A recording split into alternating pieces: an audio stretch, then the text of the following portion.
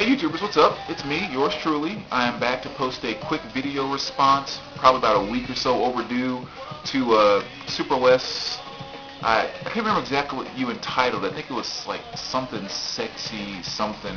But it was a 5-question thread that he had. Like I said, it's about a week overdue. I apologize, but finally got a chance to sit down and kind of put my 2 cents in on it. This is what's playing in the background. Not much to show on the cover here, but this is a 2 LP set of a Boys in the Hood soundtrack. A really good soundtrack. I think this movie came out back in like 90, 91, something like that. Good mixture of some of that hip-hop back in that time with Ice Cube, who of course was in the movie. Tony's on here, Cam, 2 Live Crew, 2 Short, and a bunch of different things there. But one song that I definitely want to make sure I pointed out on this, we did a thread a long time ago where someone asked, what are your favorite instrumentals? And I completely forgot about this song and should have had it on that thread. And the name of the song is Black on Black Crime by Stanley Clarke. And it's just a great mixture of kind of jazz soul with somewhat of a hip-hop flow into it. I mean, it's just a really, really good instrumental. And I totally forgot to mention that in that thread. So if you haven't heard this before, make sure you check out that song if you like some of the, I don't want to say smooth jazz. It's not quite what it is. You have to kind of hear it to really understand it. And I'm sure it'll pop up here in a moment. But anyway, let me jump into the questions. Number 1, any famous groups or artists that kind of started out in your hometown or in your area, anything like that? Not really. I mean, I do live in the Kansas City and St. Louis area. I mean, I'm a couple of hours from pretty much either one of those places. So it's kind of, bands that maybe have come out of those 2 major cities. It's not really my hometown. But I think Sheryl Crow went to school here. And I know about an hour or so away, or 2 hours away, I know Brad Pitt grew up kind of near me. He's not an artist or anything, but just kind of while we're on that general subject. But other than that, I really don't know of any bands that have come specifically out of my hometown or anything. Question number 2, who is your favorite producer? I kind of came, or narrowed it down to 3, I should say. And number 1, I'm going to say kind of Motown in general, just because when they first started, there were so many people that were doing so many things. I mean, Smokey Robinson did do some producing, but then he also did a lot of writing, and he also did a lot of individual performing. And so there's really kind of this, everybody doing their thing at Motown when it first started. So it's really hard to, say one specific producer at Motown, so I'll say Motown in general. But the 2 more specific names I came up with would be Bob Rock and Mutt Lange. Robert Mutt Lange, I think is his actual name or whatever. But those are definitely 2 of my favorite producers. And just to give you an idea about why, I mean, if we talk about Bob Rock, we have to give him credit for stuff like Dr. Feelgood. He produced that for Motley Crue. And really kind of based on the sound that came out of this Motley Crue album, it was one of the reasons why Metallica brought him on to do their Black album. So I mean, this is just 2 of his credits as far as what Bob Rock did. And I think it's really evident too because, these 2 records are definitely 2 of the heaviest records, probably next to Stone Temple Pilots' Core, that I think I have in my collection. And not heavy as in death metal, thrash metal type, or, that type of heavy, but heavy just as in the punch that's contained in the songs in these 2 records. And Bob Rock just kind of perfected that, and those are 2 of his masterpieces. And then I mentioned Mutt Lange. He's done stuff with Shania Twain and, just, I mean, on and on and on. But again, 2 records that kind of give you an idea about the genius of Mutt. This was one of his masterpieces, Def Leppard Hysteria. And of course, I don't have to say anything about that record. And then Mutt was also the one that did the work on this album. Do I have that in there? Oh yeah, okay, sorry. AC/DC's Back in Black. I mean, that was Mutt Lange too. So again, I mean, just those 2 albums alone, I mean, much less the other major hits he's worked on.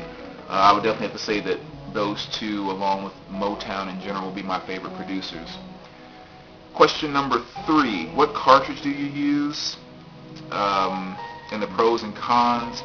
I have a number of different turntables, but I mean my music hall is my main turntable, and that is my, the cartridge I have is the music hall tracker. It's the one that came with it. I'm not really much when it comes to equipment and stuff like that, outside of getting, some good equipment. I don't know much about all the ins and outs and, all that type of stuff, so I can't tell you much about it besides the fact that my sound quality increased a million times when I bought that music hall, and it's been great. So I'm not much of an audiophile guy where I can really get into those type of specific details about components. Moving right along. Question number 4. Song or album titles that you like? That was kind of hard. It's kind of, you ask the question and your mind goes blank and you start looking at these stacks and you're trying to remember the names of different titles and everything. So I just picked the first 3 that came to mind. And of course 2 came by the same artist. One which was off of Sade's Love Deluxe. I do love the title of the album, but the song Bulletproof Soul is not only my favorite song off the album, but also I love that title. Again, Bulletproof Soul is just kind of one of those things that really, I don't know, it really puts us in a position where I think it's where a lot of us would like to be, where we could, kind of just the thought of being able to protect ourselves on that level to the point where our souls and feelings could be bulletproof at some time, so we wouldn't necessarily feel all the, the hurt and pain that life can bring towards you and things like that. And I don't know, it's just kind of one of those titles that always kind of just caught me or whatever. Not to try to get too deep off or anything.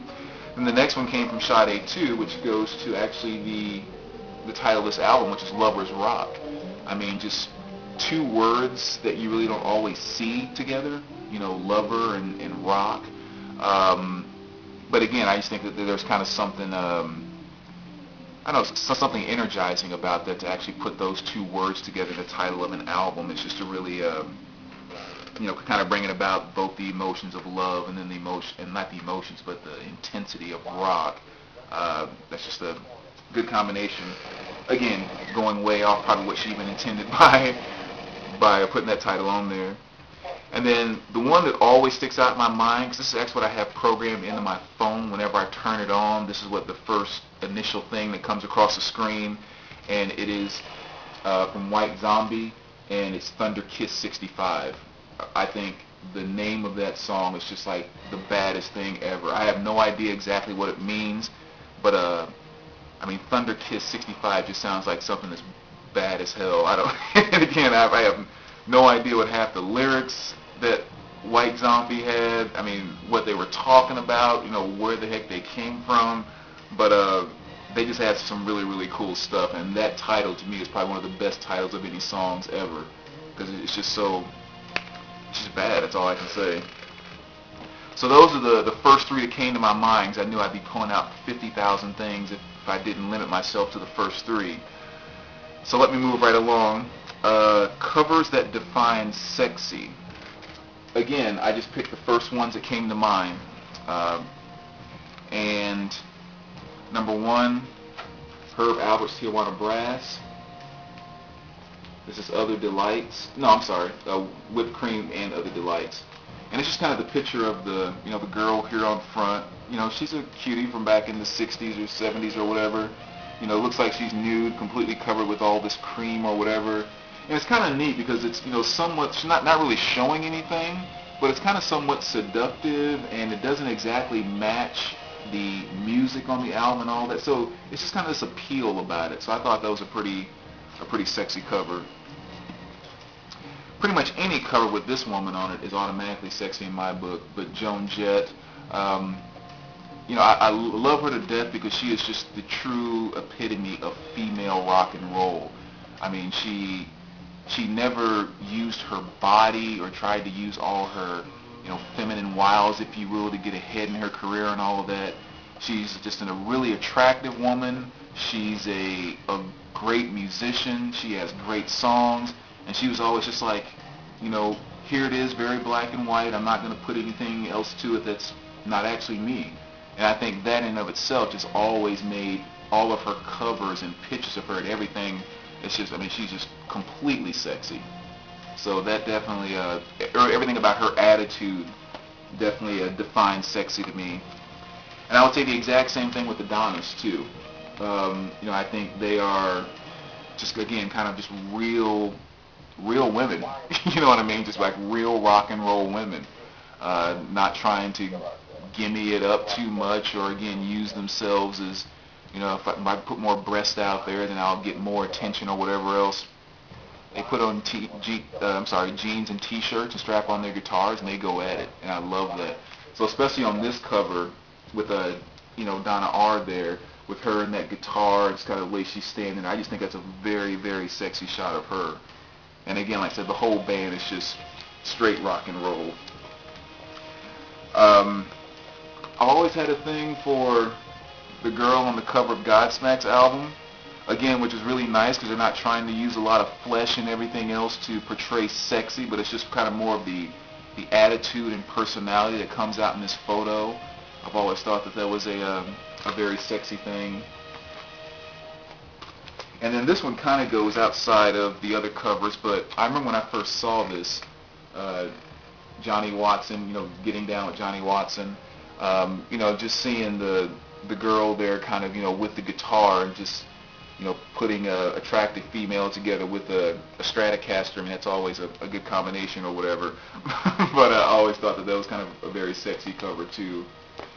But again, the one thing I tend to find with most of my album art and everything is not so much about how much nude stuff is shown, but really the attitude that can be portrayed through the cover. I think that to me is truly what defines sexy as far as music and album artwork and all of that type of stuff, when you can really get that, just kind of that capture you attitude, especially when you can have women like I was talking about before with the Donnas and Joan Jett.